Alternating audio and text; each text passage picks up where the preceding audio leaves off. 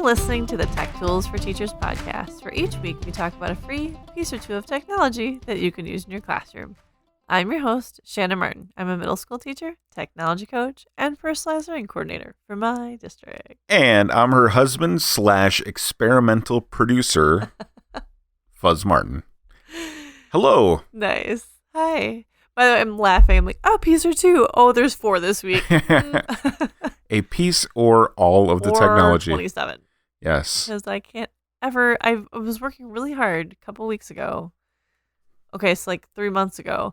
I was like, yeah, I'm doing really good with just sharing a piece or two and going into more depth with it, guys. Like, yay for me. And I'm like right back where I was. Oh, I've got 12 things to talk about today because I can't pick just 2. Well, they all go together. And they're themed and they're fun. Yeah. And you're going to want to play around with all of these today. And all of the ones in between. It's our 88th episode. I feel like we just did the 87th episode recently. Mm-hmm. And I feel like a golden girl now. Do you? Mm-hmm. Good. You like Golden Girls? Yeah. Like the TV show? Yeah. The hit TV show? 88 seems like a good number. It was probably the year that show was hot, too. It was 88. Mm-hmm. And they were all like 88. Yeah. It's all coming together. Has Betty White hit 100 yet? I don't think she has. I think she's 99. No, I don't think so. Okay, we'll look it up at Google some point. And let you know by the end I'll of the let you know, but yep. Yeah, so today we are talking about Chrome. We're having fun. We're having fun with Chrome experiments because a while back in the little music episode that I did, I was like, hey, here's a couple Chrome experiments. They're super fun to do with your students. They're great for a brain break. They're a great way to introduce music. Well, there's like 80,000 Chrome experiments out there, and if you didn't try them last time, you're going to want to try them this time. Yeah. And maybe you don't want to play around with them, or I get that we don't all have time to sit here and putz on a computer. Totally understand. Plus, we are in front of our screens for various things all day long. Yeah. But these are like fun to throw at your students. Like, this is something where you're like, hey guys, check out this site. And it would be okay. Yeah. Like I don't know if I'm vetting for all, like you can, again, probably vet your own websites for your students in your classroom. But you know your students. Most of these are pretty safe to just be like, check this out because they're fun.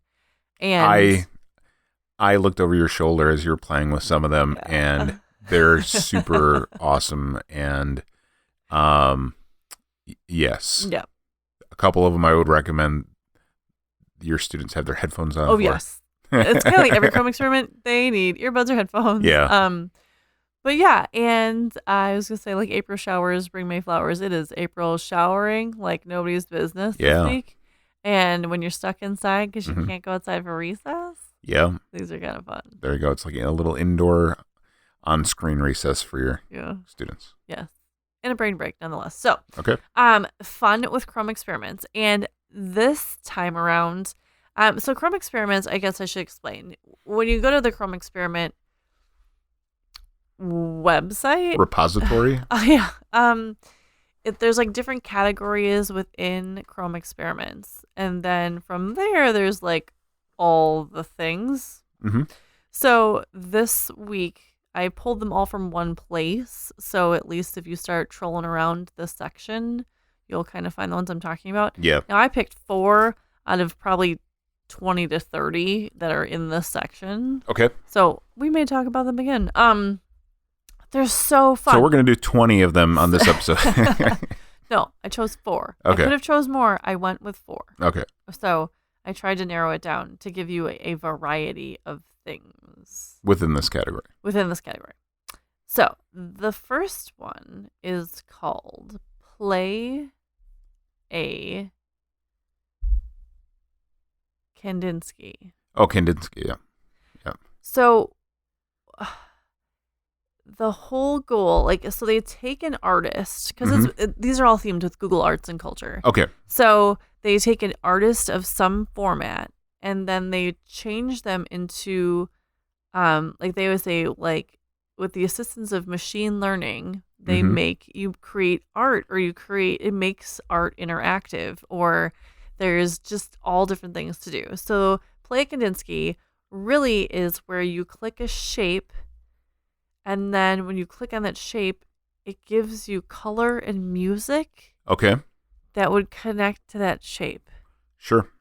So, like when you load it takes a second. So you have to go to the page, you have to load it. So Mhm. there's like some directions you're going to have to give your students till they get the hang of how to do it. Yeah. And then like you can click on the circle and then it'll say like blue Kandinsky heard it as an organ. So you can look up the artist, learn the history behind them, so you can Mhm. totally do a learning piece with this, and then it becomes an interactive game where then you can click on like the color and shape, and then you like hear the painting, which is so cool.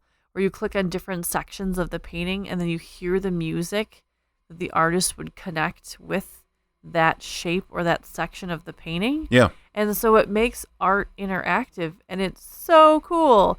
So you can start from the beginning where you have just the shapes and you just click on them and like what would you hear if you could hear color? What would that be? Like that's the question. So not only is it like interactive and kind of a fun brain break and learning about artists, but it also kind of can pose some big questions to your students and use them for journals or use them for just like class discussion or like out of the box thinking just to get them like if you saw the color red, what would you hear in your brain? Like just Yeah. like really getting the kids kind of pushing some inquiry and Mhm. just it's cool. So this is the play a Kandinsky, so it's like you're like music connected to the artist and the paintings, and what would that be? So that makes this one interactive, and so I will all the direct links to these will be on smartandwi.com in the EdTech Directory. Yep. And link to the podcast because some of them they're not tricky to get to, but you have to go to like the Chrome experiment page and then you got to go to the link and then you got to go to another link to actually get to the Chrome experiment. Right. They're not. A little bit. There's some layers to get there. Yes, but they're so cool when you get to them. So the first one, play Kandinsky. You get to connect art and music and beyond. And what's in front of you beyond. thinking. Yeah. Like what a cool thing for kids to do. Mm-hmm. The And second, a cool way to learn about that artist and the music. and even producing some art then too. Like they could do a painting or a drawing and then pick a piece of music to go with it. You know, there's just so many different branches you could do, both teaching or again, just a quick brain break, like cool, check this out. Mm-hmm. There's just layers in so many different ways you could use it. The second one that I have, it is NASA's Visual Universe. Okay. And what it has done is NASA took all of these images and like there's over 127,000 images from NASA taken back from 1915 through now. And then they use the Google Cloud natural language to pull out keywords. And then as you go through it, it takes like sentences and then a word like astronaut. And then it will pull a NASA image of this giant cloud of images and then show you a piece of like a photograph from NASA. And then it leads to another sentence that pulls a keyword to another NASA image that then goes to another keyword. So each of these, it's like a keyword, a natural, because you're not clicking on anything. It just keeps pulling them to you. Yep. And so you just keep building on this huge database of NASA images and connecting them to keywords, like from rover to astronaut to like shape to sun. There's just so many different things. It's like a word cloud. It is, but it just is a naturally evolving word cloud where like it could be an ongoing like piece in your class. If you have this running, students could be like writing reflection or building a story. Like one student writes a story to this piece, to the next piece, to the next piece. They could like, what would you say about this image, or what does this image connect to? And it's on your screen a constant evolving. Yeah, it's like you know, like NASA images, and then a sentence that pulls a keyword that connects to another image that pulls a keyword that goes to the next image that pulls a keyword. Like and each one it changes. Like this one now is learn much more about Mars. It zooms in on Mars. It's pulling an image of Mars. And it zooms in on that, and then pulls for me, another sentence. It zoomed in on nebula, and it's showing all these different images of nebulas, and it gives the how the photo was taken and what it is, what you're looking at. It tells you what date the photo was taken, and then 650 light years away in the constellation Aquarius, a dead star about the size of the Earth is refusing to fade away peacefully, and it's just really cool. Yeah, and I just got Let's Rendezvous, and it pulled up all these images of Rendezvous, and then December 11th, 1965, discussing a successful historic rendezvous in space. Like, what a cool way to learn vocab. Yep. Yeah. And talk about science topics and look at the history and the change of it. It's so cool. And then you just like click the little red plus button and it will start pulling. It'll show you the vocab right away if you want to see it. You can close that vocab. You can hit pause or move forward and it can roll through. Like, and each student when they log into it would have something totally different. Yep. Because it's different for everybody. Yeah, that's really cool. So that's the NASA's Visual Universe. Yes. Chrome experiment. Yeah. It's so cool. I could sit here and like troll around on these all day. That's the problem. It would be a cool screensaver. It would be. Yeah. And what I have a lot of students that are very high interest in like space technology. Like just literally throw it up on your screen and see what's going to happen. Okay. So the next one is what you were really, I think, entertained by over my shoulder. It's called Experiments with Google Blob Opera. Blob Opera. Blob Opera. Blob B-L-O-B Opera. Opera. Oh. And it's so cute. So you have these 4 little blobs that sing in opera voices in like real time. And when you drag the blobs up or down, it changes the pitch of what they're singing. And you see like the different vowel sounds to kind of learn like a little bit of basic like music or like connection with movement and sound. And they're adorable. They are like super this cute. little cartoon. If you've ever seen, I think like Storybots. Yeah, it looks like Storybots on Netflix. And they all kind of lined up. And they're all kind of side-eyeing each other. And these like wobbly little colored blobs. And you stretch them out and you make them sing. And they sing whatever you want. And I think it gives you. Does it give you the key that they're in or anything like that? Yeah, it does give you a little bit of that. And then it also has built-in songs too. So if you really want to watch them go, you can watch them kind of sing their own songs as well. Yeah, so like pitch A, pitch B. Yep, you get pitches in there. G sharp, F, F sharp. And then understanding like the stretch of like going high versus going low and bass and treble. Like they have those things labeled. And they're so cute and fun just to click around and make them sing. And then it's cute because you can. Did I see some with Santa hats on before? Yeah, in the bottom right hand corner, if you click pre-done songs, they have a little like collection. So, sure. If you click on that, then they'll sing it for you. Okay. Where you just watch them sing. Kind of neat. It is pretty cute.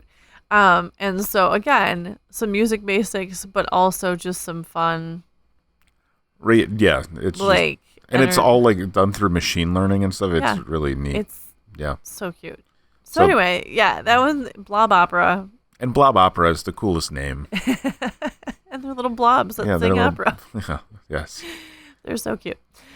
Okay, so there's so many Chrome experiments. Again, these are all in the Google Arts and Culture section of Chrome. Yeah, so artsandculture.google.com. Yes, and then I have one more to share today. /experiment.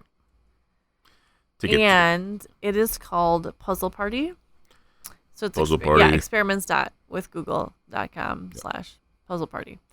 And there's one teacher I need to share this link with off the top of my head right now because she's obsessed with puzzles. But literally they're like famous paintings that have been made into puzzles. and you click if you are like level, like slow, medium, high. You know, like there's 3 levels of puzzle building. Yep. And then you can choose if you want to play, like work solo on your puzzle or with people, and you can invite others to your puzzle. Oh, cool. Which is cool. I think for those of you that still have virtual students or you still have some at home, you know, like what a way you can still connect kids this way. Yeah. And puzzle building to me is very just kind of relaxing and so it gives you the puzzle. It gives you a little piece of art, like this is what it should look like, and then here's your puzzle pieces. And then what it works is with when you're cutting, like clicking and dragging, you can click and drag your pieces individually, or you can move by group. So if you look on the bottom, you do have some tools to use. So if you click move by group, then you can click several pieces together and move them if you have already connected them together. Oh, sure. Okay. And then you unclick that to separate them again. You can zoom in, you can zoom out. You can hide the preview picture if you don't want to look at it. And then if you want to invite a partner, it's almost just like a Google Doc where you can send an email, or you can connect it to your Google Classroom. Nice. Which I think is so cool because you could drop one of these puzzles into your Google Classroom and then have your students all work on it. Yeah. You know? It's fantastic, like quick, like start of the day kind of thing.